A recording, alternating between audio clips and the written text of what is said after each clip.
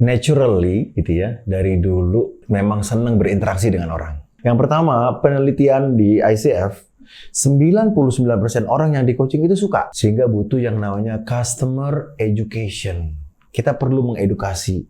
Beda loh antara coach sama trainer. Beda.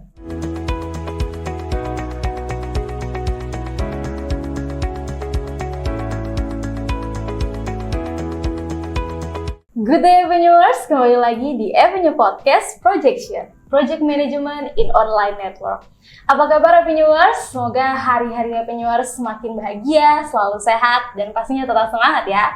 Dan hari ini, di hari yang cerah pastinya pada hari ini, Melanie nggak sendirian ya Avenuers. Dan hari ini Melanie ditemani oleh salah satu coach yang pastinya mungkin teman-teman Avenuers juga sudah familiar nih dengan namanya. Dengan Mas Adam Amrullah, PCC yang ada di samping Melanie pada hari ini. Selamat pagi Mas Adam. Selamat pagi Melanie. Oke. Selamat pagi Avenuers. Mantap.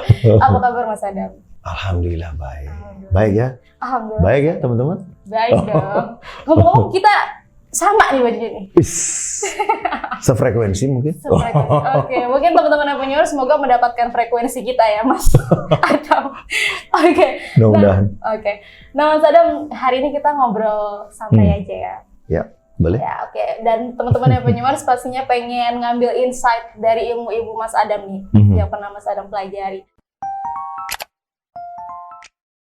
Nah, kita langsung aja nih Mas Adam, pengen tahu pengalaman dan juga sharing-sharingnya Mas Adam di bidang coaching.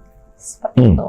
Kalau boleh tahu nih, sebenarnya apa sih yang mendorong Mas Adam untuk memilih berkarir sebagai coach dan perjalanannya tuh dari awal sampai sekarang itu seperti apa? Wah, oke. Naturally gitu ya, dari dulu memang senang berinteraksi dengan orang. Saya senang berteman. Itu yang pertama. Dari sana saya waktu sambil kuliah tuh sambil jadi sales. Senang ketemu orang, nawarin dagangan gitu ya, jual beli, berinteraksi, juga aktif di organisasi. Nah, namun waktu itu saya kuliahnya teknik.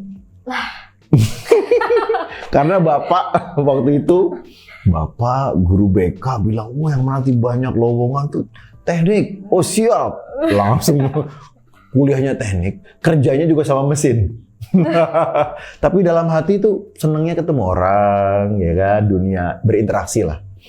Ya udah, saya kerja sebagai engineer dan juga terus suka baca buku self development. Nah ini dia, senang bertumbuh. Ternyata orang tuh bisa loh dari nggak pede belajar sesuatu, mempraktekannya, jadi pede. Bisa ya? Ya dari belajar ini itu nggak fokus, nggak ngerti. Ternyata bisa diimprove loh. Orang belajar sebentar, atau ngerti. Loh. Ternyata ada ruang di mana manusia tuh bisa belajar, manusia bisa bertumbuh. Nah, itu yang membuat saya suka dunia training, dunia coaching. Jadi walaupun kerjanya sama mesin, kalau di luar waktu kerja, saya senangnya ngajar. Ngajar yang teman-teman pernah dengar mungkin ya, Avenuers, The 7 Habits of Highly Effective People. Stephen Covey, itu tentang orang-orang yang efektif, yang sukses-sukses ini punya pola-pola tertentu yang nggak dimiliki oleh orang-orang yang nggak sukses loh. Kalau gitu, kalau kita bisa memperbaiki pola-pola kita, cara pandang kita, mindset kita, bisa berubah. Yes, itu baru satu nama ya, satu buku. Banyak buku-buku yang saya pelajari dan juga saya suka ikut training ini, training itu tentang self-development. Nah, jadi unik karirnya sebagai engineer, tapi hobinya di luar waktu kerja gitu, ngajar, menumbuhkan orang lain. Akhirnya saya punya cita-cita nih, oke, gue geser deh pelan-pelan ke dunia sales, engineer, ke dunia project management. Akhirnya geser tuh, 7 tahun saya jadi project manager. Saya juga di luar waktu sebagai project manager, saya ngajar. 2010, saya mulai hire seorang coach. Wah, nih gue bayar waktu itu 10 juta. Pengen digali gitu, paling cocok apa sih karirnya, profesinya. Ternyata bener, paling cocok ngajar. Nah geser deh tuh pelan-pelan, saya daftar sekolah training, saya daftar mulai 2015 di sekolah training profesional, lalu 2016 kenal coaching, 2017 ikut sertifikasi. Jadi istilahnya sekolah formal untuk menjadi coach. Sampai hari ini nih, belum selesai-selesai. Wow, kenapa? Karena saya belajar mazhab yang A, mazhab yang B. Ada banyak rasa coaching, banyak jenis coaching. Saya belajar ke sana kemari dan makin hari makin menikmati. Jadi kurang lebih itu perjalanan saya geser pelan-pelan akhirnya terus menekuni dunia training dan coaching sampai hari ini.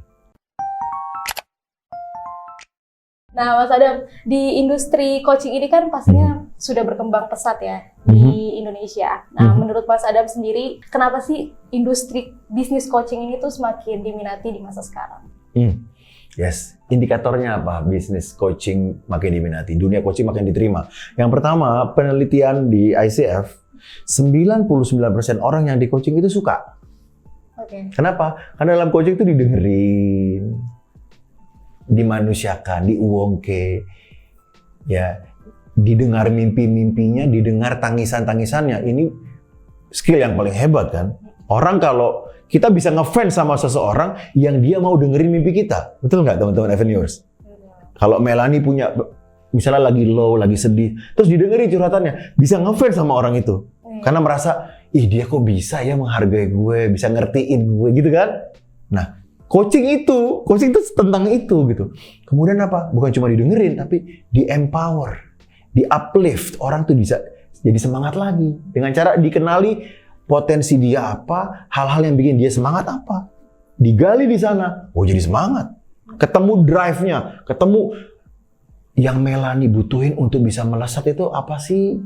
Apa sih pemikiran mindset yang Melanie punya yang membuat Melanie kalau inget itu bisa semangat. Misalnya tentang orang tua. Melanie pengen bekerja di perusahaan karena pengen ngasih sesuatu yang bermakna buat orang tua. Ingat itu. Jadi berenergi kan? Demikian juga kita semua. Kita semua punya inner drive istilahnya. Sesuatu yang menjadi bahan bakar sehingga mobil kita ini melaju dengan cepat. Avenuers juga gitu. Perlu menemukan dorongan terbesar supaya nanti performance-nya bagus. Nah, kenapa bisnis coaching diminati? Gampangnya gini. Ini sektor bisnis lagi terus naik ya. Nggak pernah mundur. Terus naik. Makin pandemi, bisnis malah makin berpikir keras kan, ini perlu gimana lagi supaya cuan, supaya laku. Nah, skill coaching yang salah satunya adalah bertanya, questioning, itu yang membantu itu. Contoh, dalam project management misalnya, langkah A sudah kita lakukan, langkah B sudah kita lakukan, langkah C sudah kita lakukan. Terus project manajernya yang belajar ilmu coaching bisa nanya, oke, apa pelajaran terbesar ketika kita melakukan A? Dia bisa menggali insight, hikmah dari katakanlah pilihan A. Lesson learned. Lalu kalau pilihan B, apa sih manfaat besar yang kita dapat dari pilihan B? Lalu langkah C. Oke, seorang project manager yang belajar coaching bisa nanya gini, apa yang bisa kita optimalkan? Apa yang perlu kita coba tapi belum kita coba bahkan? Atau gini, apa yang sudah kita tahu penting tapi kita belum lakukan? Nah, pertanyaan-pertanyaan ini, questioning skills-nya seorang project manager yang belajar ilmu coaching, ini yang membuat timnya berinovasi. Apalagi yang bisa berbeda? Kalau sama klien yang itu, apa kekuatan kita? Wah, misalnya gitu. Skill bertanya ini menjadi penting. Karena menurut teorinya, kalau orang ditanya, mikir dia. Sehingga kalau pertanyaannya, apa yang perlu berbeda supaya project tim kita bisa achieve target? Nah, mulai kreativitas muncul tuh. Terus didengerin, si ini ngomong, yang ini ngomong. Wah, terakhir project manajernya memutuskan, oke, gini aja yuk, kita coba yuk. Ya. Nah, ini gara-gara komunikasi lancar dan project manager sebagai coach-nya ini bisa menggali potensi-potensi dari timnya sendiri. Sehingga di sana sini banyak orang menyukai coaching. Dan makin kesini makin banyak jenis coaching karena di public speaking ditambah coaching bisa, di dunia project management ditambah coaching bisa, di dunia bisnis, di dunia sales, di dunia voice over ada coachnya, di dunia politik ada coachnya, di dunia pernikahan marriage ada coachnya. Jadi coach ini merambah kemana-mana gitu karena skillnya kepake sehingga dia jadi terus berkembang. Wah, oke, Mas Adam, penjelasannya menarik banget. Jadi memang harus mengoptimalkan skill, mengoptimalkan komunikasi juga agar di dalam suatu proyek itu project manajernya itu dapat mengkoordinasikan segala sesuatunya dengan baik, seperti itu ya. Nah, itu kan salah satu perannya juga ya dari coaching itu sendiri. Nah, kalau misalnya bagi Mas Adam itu sendiri, peran coach itu dalam membantu suatu individu atau organisasi itu seperti apa sih dalam mencapai suatu tujuan yang mereka inginkan? Oke. Perannya coach kepada sebuah tim dalam membantu mereka mendapatkan apa yang mereka tuju gitu ya, mencapai goalnya. Yang pertama, kalau one-on-one coaching, ini di perusahaan teman saya ada coach buat para project managers. Tahu nggak apa yang paling disukai para project manager ini? Apa tuh, Mas Adam? Didengerin sama coachnya. Jadi ada yang namanya kebutuhan personal. Orang tuh seneng concernnya, unek-uneknya tuh didengerin. Suka cerita. Baik itu keberhasilannya, senang didengerin, maupun kegagalannya. Problem, challenges yang dia temui di lapangan, terus didengerin, itu seneng. Jadi personal needs untuk didengar. Ya, jadi project manager butuh didengar, yes. Klien butuh didengar, yes. Project team butuh didengar, yes. Kita semua seneng dan butuh didengar. Sehingga ketika coach hadir, coach memberikan itu secara personal. Secara profesional, coach juga bisa bantu dalam rangka melihat blind spot. Hal-hal yang luput dari kesadaran seseorang. Misalnya gini, misalnya merasa projectnya stuck. Dalam kondisi begini, apa yang belum kita coba, tapi sebenarnya bisa. Nah, misalnya gitu. Oh, sebenarnya bisa nih kalau begini nih. Muncul creativity. Coach bisa bertanya dengan pertanyaan-pertanyaan yang aneh-aneh. Yang nyeleneh bahkan. Yang unik-unik. Contohnya gini. Misalnya project manager bilang, kita perlu melakukan A, B, C. Coach bisa nanya gini, oke. Apa pentingnya melakukan A? Project manager, oh, A ini penting karena begini-begini. B penting karena begini. Terus coach bisa nanya lagi, apa yang lebih penting dari itu yang belum kamu tulis? Kan A, B, C. Ada lagi nggak yang lebih penting bahkan? Di challenge. Di challenge dan ditanya. Karena ditanya otaknya mikir kan? Yeah. Oh iya ternyata ada lagi yang lebih penting aku belum ngomong. Nah, monggo apa itu? Nah, jadi sisi blind spot. Bahkan mengexpand. Udah bagus nih A, B, C, katakanlah D. Seorang coach bisa nanya, apa lagi yang penting selain A, B, C, D? Di-expand, di-stretch. Oh iya coach, saya jadi kepikiran ternyata kita juga butuh E loh. Yang tambahin gitu. Jadi A, B, C, D, E misalnya gitu.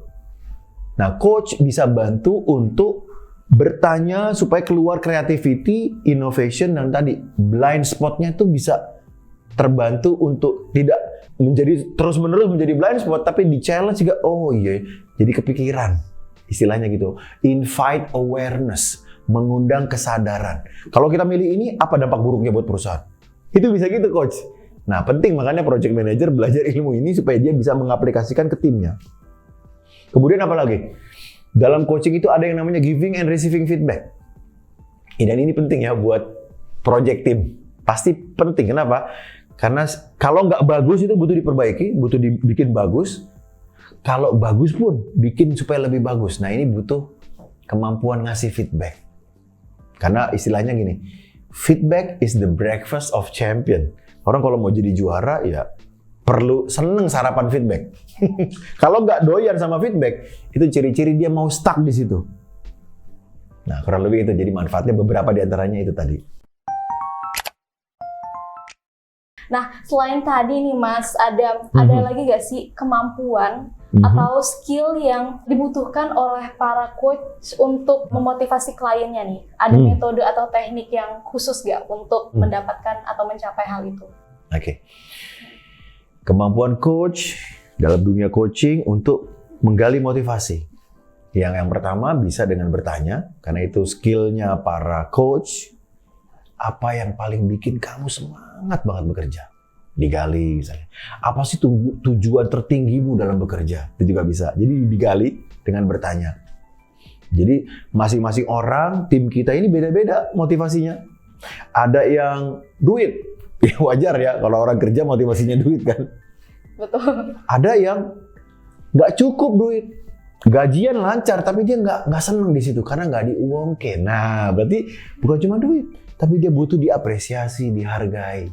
Makasih ya bro, lu kerjaan lu oke nih, gue seneng. Terus tolong ditingkatin lagi misalnya. Lebih seneng ditimbang mau bagus mau enggak kerja didiemin sama atasannya. Nah, dia pengen penghargaan itu ternyata. Secara emosional dia butuh diapresiasi. Yang tadi yang pertama, duit lancar aman. Yang kedua enggak ternyata. Motivasi dia selain butuh duit, dia butuh diapresiasi. Sehingga nggak bisa didiemin orang seperti ini. Butuh diapresiasi. Nah, ada lagi orang yang ternyata family menjadi dorongan terbesar dia bekerja. Dia cerita, aduh gue seneng banget deh. Gue kemarin akhirnya bisa umrohin nyokap. Masya Allah. Dan berbinar-binar, berkaca-kaca. Berarti motivasi dia paling kuat orang tua mungkin. Jadi bertanya dan mengamati. Karena kalau kita mengamati, if we pay attention, we learn something new. Kalau kita mengamati orang itu banyak kok ngasih tahu clue-nya bahwa motivasi dia itu sebenarnya apa. Itu kelihatan. Oh dia tuh sedang pengen beliin sepeda buat anaknya. Kalau ngomong soal anak bisa berbinar-binar tuh. Sehingga seorang coach boleh bertanya dan boleh mengamati. Istilahnya calibrate. Orang ini kalau dari yang dia omongin, motivasi dia yang terbesar tuh tentang anak ternyata. Sehingga atasan, project manager bisa ngomong seputar itu, tujuannya memotivasi timnya misalnya. Misalnya gini, orang yang mau beliin sepeda buat anaknya, project manager tahu itu, project manager bisa bilang, Mas, yuk kita beresin project kita dengan tepat waktu, dengan berkualitas, supaya Mas bisa dapat bonus dan bisa beli sepeda buat anaknya. Nah itu cocok kan dengan engineer itu yang, kok atasan gue inget nih, kalau gue pengen banget beliin hadiah sepeda buat anak gue. Dan Mas bisa mengumrohkan orang tuanya. Karena motivasi dia mungkin itu. Sehingga sebagai project manager, sebagai leader perlu tahu apa yang membuat dia termotivasi, apa yang membuat dia termotivasi misalnya. Bisa dengan nanya, bisa dengan mengamati dari percakapan sehari-hari sambil makan siang aja, kita bisa ngamatin orang kok. Nah, Mas Adam, selain tadi kita sudah bahas tentang yang bagus-bagus nih, sekarang pengen tahu nih tentang tantangannya nih. Tantangan yang dihadapi oleh para coach untuk mengembangkan bisnisnya nih. Kira-kira apa strateginya yang dihadapi atau dilakukan untuk meningkatkan bisnis coaching itu sendiri di masa sekarang? Oke, ada yang bilang Indonesia ketinggalan. Di satu sisi saya nggak terima karena cinta kepada Indonesia. Gue nggak terima dibilang Indonesia ketinggalan, gitu kan? Tapi kadang faktanya memang coaching sudah booming di mana Indonesia baru mau booming misalnya. Sehingga butuh yang namanya customer education. Kita perlu mengedukasi. Beda loh antara coach sama trainer. Beda. Bedanya apa? Nah ini yang perlu kita jelasin. Tantangan kita di sana. Apa sih manfaatnya coaching? Nah ini alhamdulillah Avenue sudah mengundang saya dan saya bisa berbagi. Semoga ini bisa mengedukasi masyarakat kan gitu ya. Bukan berarti masyarakat sebelumnya nggak diedukasi, enggak. Cuman ada yang sudah, ada yang belum. Artinya gini, kita edukasi aja masyarakat, kita kasih, kita contohin, kita demoin bahkan saya nggak jarang memberikan coaching sebagai bentuk kegiatan sosial. Selain dibayar gitu ya, sebagai professional coach, saya juga ikut movement bersama sekolah coaching ini, coaching buat para guru, coaching buat para mahasiswa, coaching buat para calon profesor, saya pernah coaching buat para pebisnis. Tujuannya, oh gini manfaatnya coaching ya. Kalau bisa melakukan itu, pertama manfaatnya adalah orang jadi tahu tentang coaching, jadi aware. Oh gue butuh kalau gitu di coaching. Karena kalau dia nggak merasa butuh, dia nggak kenal, ya bisnis coachingnya nggak ada yang mau beli. Itu yang pertama. Kedua, tantangan yang lain adalah misalnya lagi pandemi. Waktu kemarin kan pandemi nih. Ya alhamdulillah sekarang sih udah keren banget yang namanya tools buat meeting kayak Zoom. Makanya saya banyak juga selain offline coaching, saya juga memberikan online coaching. Pakai Google Meet, gratis semua itu kan. Microsoft Teams. Jadi tantangannya tuh nggak harus ketemuan loh. Bisa online loh, gitu kan. Tantangan berikutnya adalah mungkin perlu mengenalkan dirinya dan profesinya. Jadi kalau saranku ya aktif aja di sosial media dan supaya nggak ngawur ilmunya, belajar ke sekolah coaching yang kredibel. Jadi nggak ngawur melakukan coaching ya, karena ini profesi yang terhormat dan butuh skill yang jelas. Bahkan kalau di sekolah coaching kan disertifikasi, diawasi, dinilai, di-assess, bener nggak gitu kan. So itu tantangannya beberapa, sehingga yuk kita cari solusinya supaya bisnis coachingnya, manfaat yang kita berikan itu benar-benar tercapai. Amin. Wah, keren sekali Mas Adam. Atas penjelasannya, semoga masyarakat juga tahu ya perbedaan antara trainer dan juga coaching setelah Mas Adam sampaikan di podcast kali ini. Tambahin boleh nggak? Boleh, silakan. Jadi gini, beberapa hal yang menjadi salah paham dan salah kaprah di masyarakat kita adalah, lu dapat fasilitas coaching. Ngapain di coaching? Emang gue salah apa? Dia mengira kalau dia dikasih coaching itu karena salah. Ini juga kan salah paham ya. Mindset ya? Mindset. Karena dia nggak ngerti coachingnya itu apa. Dia kira karena dia berbuat salah lah, dia dikasih coaching. Padahal bukan. Coaching itu kita punya skill-skill keren. Kita punya resource. Punya kecerdasan. Punya poin-poin dalam skill kita yang bagus-bagus. Tapi kita belum unleash, belum optimalkan. Karena arti coaching itu sendiri gini, coaching is partnering with the client, berpartner dengan klien in a thought-provoking and creative process, dengan memprovokasi pikiran dan proses yang kreatif, yang tujuannya adalah to unleash professional and personal potential. Tujuannya adalah mengeluarkan bakat-bakat skill-skill terpendam Anda, kurang lebih gitulah. Itu coaching. Jadi bukan soal dia berbuat salah akhirnya dikasih hukuman, yaitu di coaching, bukan. Nah, kalau ini lebih jelas aja orang, oh itu coaching. Gue kira gue ada salah sama atasan, sehingga gue sampai disuruh coaching. Kurang lebih gitu. Oke. Jadi harus dirubah lagi mindsetnya ya. Kalau coaching itu tuh sebenarnya untuk menambah skill mereka juga ya, bukan Salah karena satunya. mereka salah. Seperti itu. Nah, Mas Adam, selain tadi keuntungan-keuntungannya yang didapatkan dari karyawan nih, misalnya seperti didengarkan dan lain sebagainya, sebenarnya keuntungan apa lagi sih yang mereka dapatkan dari individu maupun organisasi dari jasa coaching itu sendiri untuk mencapai tujuan mereka nih? Oke. Yang sering saya dapat adalah gini, orang jadi lebih kenal dirinya. Melanie kenal Melanie, makin kenal Melanie, makin kenal yang aslinya Melanie bahkan. Kadang kita yang kita tampilkan keluar sama kita yang asli itu bisa beda loh. Betul. Sehingga kayak misalnya self coaching. Setiap kita kalau bisa punya kemampuan self coaching, bisa mengcoaching dirinya. Jadi kayak nanya nih, viewers ikutan ya. Tanya ke diri masing-masing, sebenarnya apa sih yang paling banget diimpikan? Yang paling banget diinginkan dalam hidup? Lalu secara jujur, kalau udah nemu jawabannya, tulis deh. Ya, di kesunyian sendiri gitu, mau tidur, nanya, Melanie, yang sebenarnya lu paling inginkan tuh apa sih? Karena bisa jadi kaget loh orang, ternyata yang gue pengen tuh itu ya. Beberapa klien saya itu nangis-nangis. Ketika dia nyadar bahwa yang sebenarnya dia mau tuh sebenarnya bukan yang sekarang dia lakukan, tapi yang lain. Nah, jadi manfaat yang sering disampaikan oleh klien saya, dia makin kenal dirinya. Yang kedua, kalau makin kenal dirinya berarti makin kenal potensinya. Contoh, orang-orang bilang, Melanie lu tuh hebat lu kalau jadi MC. Terus Melanie kadang-kadang, ini contoh aja ya, bilang, enggak gue gak bisa. Terus ada yang bilang, Melanie lu jago masak. Terus Melanie mungkin, jangan Melanie lah, orang lain lah ya. Ini Melanie yang lain. Enggak, gue gak jago masak. Masakan gue gak enak. Terus kalau coach mengamati pola, Melanie, lu dibilang jago public speaking, lu bilang enggak. Lu dibilang jago masak, banyak teman lu bilang lu jago masak, tapi lu sendiri bilang enggak. Apa yang lu sadari tentang lu sih? Sehingga lu bilangnya kok enggak. Iya coach, ternyata gue nyadar bahwa gue sendiri yang sering menganggap gue nggak bisa. Nah, apa rasanya Avenue Wars? Kalau Avenue itu sebenarnya nilainya segini nih. Tapi sering self-discounting. Tahu self-discounting? Apa tuh Mas Adam? Melemahkan dirinya sendiri.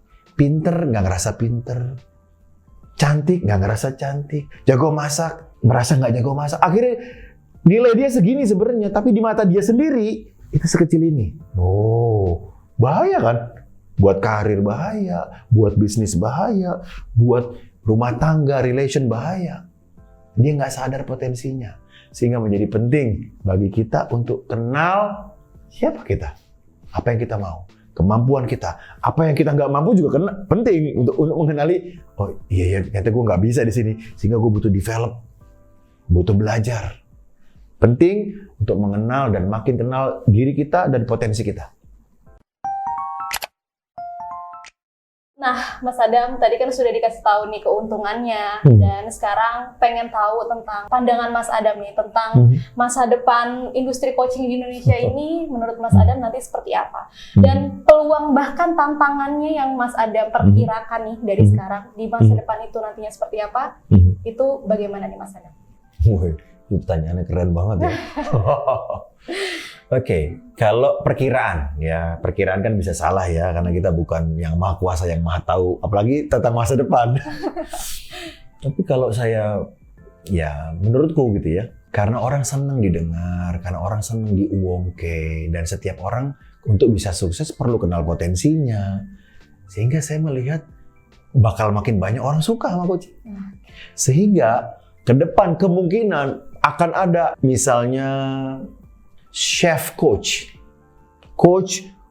untuk meng-coaching para chef, fashion coach, learning coach. Orang pengen digali sehingga ketemu cara belajar yang tepat, karena lain orang lain cara belajar. Betul. Communication coach, ada komunikasi supaya tega ngomong, enggak, namanya assertive coaching. Ada ya, Mas? Ada. Saya ngedalamin itu. Banyak klien saya yang minta jasanya assertive coaching. Gue pengen bilang enggak, dan gue pengen merasa nyaman bilang enggak. Gue nggak mau nggak enakan terus bilang enggak. Kalau gitu gue dimanfaatin orang terus. Nah, itu kan dia pengen tega karena dalamnya nggak mau, tapi mulutnya ya udah deh. Banyak tuh orang gitu ya, Mas? Banyak, makanya klien-klien saya kok banyak yang seperti ini. Kayaknya ke depan bakal begitu mungkin gitu kan. Kemudian apa? Relationship coaching. Mau nikah atau sudah nikah tapi ada hal-hal yang stuck karena mereka kurang lancar komunikasinya. Yang saya kira mesra banget ternyata udah hampir cerai. Ternyata ada hal-hal yang nggak dibicarakan kan gitu. Butuh orang untuk menjadi coach mereka. So kalau dugaanku, Allah yang lebih tahu tentunya, akan banyak coaching yang lain. Project management coach udah banyak di perusahaan sekarang. Coaching diterapin buat para project manager. Dan yang lain, saya yakin profesi apapun, bahkan bisa jadi ada influencer coach. Atau apa? Host coach. Coaching buat ngebantu cara melakukan host acara misalnya. Apapun itu, makin banyak, karena gini, profesi kan makin banyak ya, makin unik-unik gitu. Profesi yang dulunya nggak ada, sekarang ada. Nah, apapun bidangnya, biasanya mendapatkan manfaat dengan ilmu coaching, sehingga coaching jadi banyak cabangnya lah. Ya. Kemudian tantangan gitu ya, tantangannya para coach adalah mungkin kadang kebanyakan pilihan orang jadi bingung. So, buat para coach, pastikan teman-teman punya niche. Punya, aku ini mau dikenal sebagai coach yang kayak gimana, di bidang apa gitu. Ada ya teman saya jadi voice coach. Tujuannya dia membantu orang-orang yang pengen suaranya jadi tambah oke. MC, public speaker. Ada yang love coach. Ya baik yang mau nikah, yang belum nikah, maupun yang ada masalah dalam pernikahan. Jadi love coach, relationship coach. Ada yang business coach. Business coach aja luas banget. Ada yang UMKM coach. Ada enterprise, ada macam-macam. Sehingga pilih satu aja yang kita, ini gue banget di sini nih. Nah, lalu tekuni. Kalau enggak, orang juga nggak bakal kenal kita. Karena segala ayah coach. Bingung. Gue ngontek si Adam nih kalau butuh apa ya? Mungkin itu. Be spesifik juga penting. Oke. Lebih spesifik ya. Jadi menurut Mas Adam kedepannya pasti akan banyak sekali coaching yang lebih spesifik dan pastinya bisa memperkaya skill-skill dari masyarakat yang ada di luar sana. Saya nggak bilang pasti, wallahu alam, tapi ya? mungkin. Baik. Dan kita tidak terasa ini sudah sampai di penghujung acara nih Mas Adam. Ya. Sedih nih kita mau berpisah nih ya. Nah, sebelum kita tutup nih Mas Adam, boleh dikasih closing remark-nya dulu kepada teman-teman Avenuers. Mungkin di sini pengen terjun di dunia coaching, jadi dikasih closing remark-nya, boleh silakan. Oke. Teman-teman, mudah-mudahan ini mudah dipahami. Nuwun sewu kalau nggak mudah gitu ya. Saya berusaha bikin ini mudah. Saya ingat guru-guru saya bilang ini, para coach-coach yang ngajar saya, perilaku kita sehari-hari ke orang tua, ke pasangan, ke anak, ke klien, ke atasan, ke siapapun, itu sebenarnya sedang menjawab pertanyaan yang ada di kepala. Sehingga, ini oleh-oleh buat teman-teman. Kalau hidup teman-teman adalah jawaban dari pertanyaan-pertanyaan yang ada di kepala teman-teman, apa pertanyaan-pertanyaan itu? Oke. Semoga bikin mikir. Keren sekali Mas Adam. Boleh dijawab mungkin pertanyaannya di kolom komentar buat teman-teman Avenuers. Jadi kalau misalnya pengen jawab nih, boleh kayak dipikir-pikir dulu dan ramaikan kolom chat di podcast kita kali ini. Baik, terima kasih Mas Adam atas sharing-sharingnya. Terima kasih. Semoga teman-teman Avenuers bisa mengambil insight dari podcast pada hari ini. Amin. Dan kedepannya coaching di Indonesia juga semakin maju pesat. Amin. Dan sukses buat Avenue dan Avenuers semua. Terima kasih Mas Adam. Baik teman-teman Avenuers, jangan lupa untuk selalu like, komen, dan juga subscribe. Dan jangan lupa juga untuk menyalakan lonceng notifikasinya untuk teman-teman Avenuers supaya tidak ketinggalan update-update terbaru di podcast atau di YouTube Avenue Group. Terima kasih Mas Adam atas waktunya. Nanti kita kembali lagi di episode selanjutnya. Sampai jumpa. Dadah.